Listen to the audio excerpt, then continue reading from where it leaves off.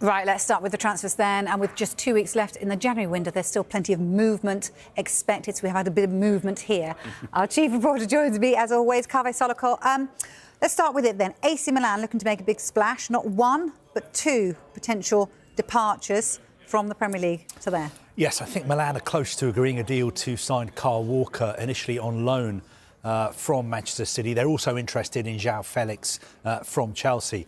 Let's just start with Kyle Walker, though, because our colleagues at Sky in Italy are saying that he may have a medical in the next few days.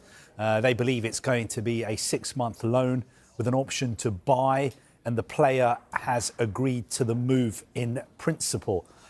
It also looks like Milan are freeing up a space for him in their squad, because they're in talks to sell Emerson Royal, the former Spurs defender, to Galatasaray. So that's Kyle Walker. Now, João Felix, this is an interesting one, because Milan have got a new head coach, Sergio Conceição. His agent is the one and only Jorge Mendes, who is also the agent of João Felix. Now, quite convenient, isn't it? Very convenient. Milan interested in signing him. Again, they would like a loan plus an option. I think if Chelsea let him go, they would much prefer, no-brainer, a permanent deal or a loan plus an obligation. And I think there are quite a lot of other Chelsea players that Milan are interested in. There's been talk that they may come in for Ben Chilwell, Christopher Nkunku, Carney Chukwuemeka. I'm not sure if Milan think there's some kind of buy one, get one free deal going on at Stamford Bridge at the moment, but just to let them know, there definitely isn't. Right. These players are not for sale, but obviously both of us know in the transfer market, every player does have his price. They certainly do. Where does this all leave Marcus Rashford? Because there were talks about him going to AC Milan. That's cooled a bit, hasn't it? I think some people may be getting a little bit frustrated about how much we're talking about Marcus Rashford, because they'll be watching, reading, saying, why do they keep talking about Marcus Rashford?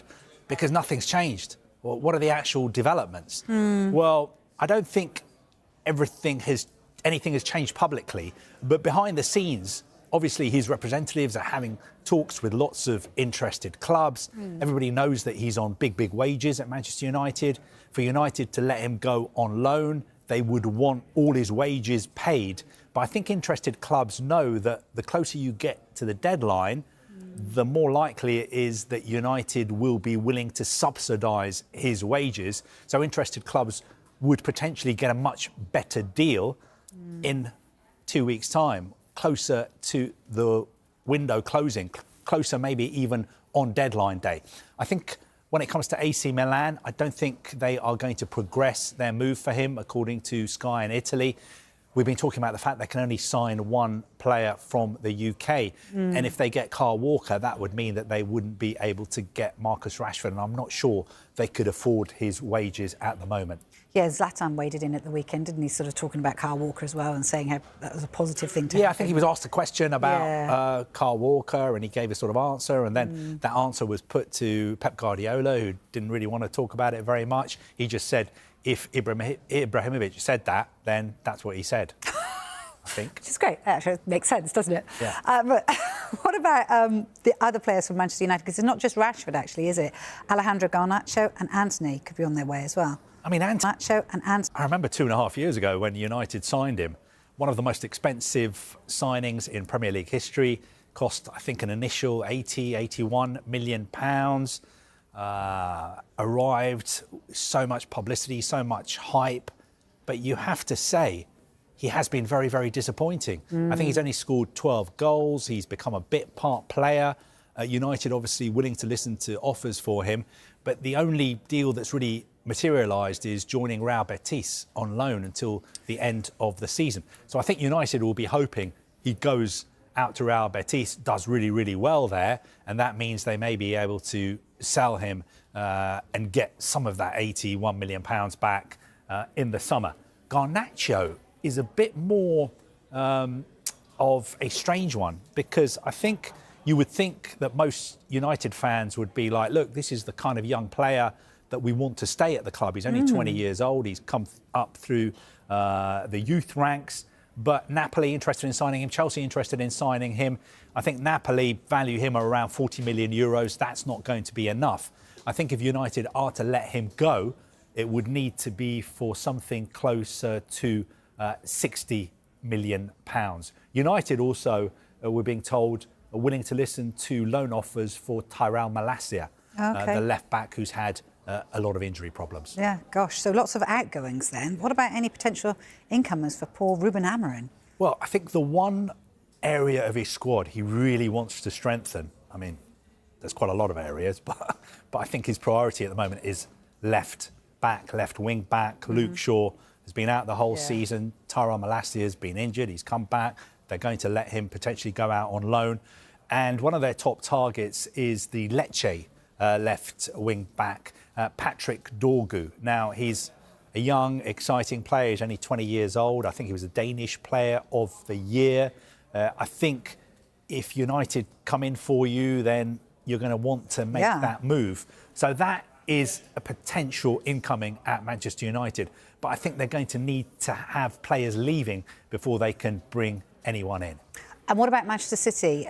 Lots of players seem to be coming in. I know there's kind of like this mini rebuild. We saw Erling Haaland, 9.5-year deal, but lots of players coming in as well.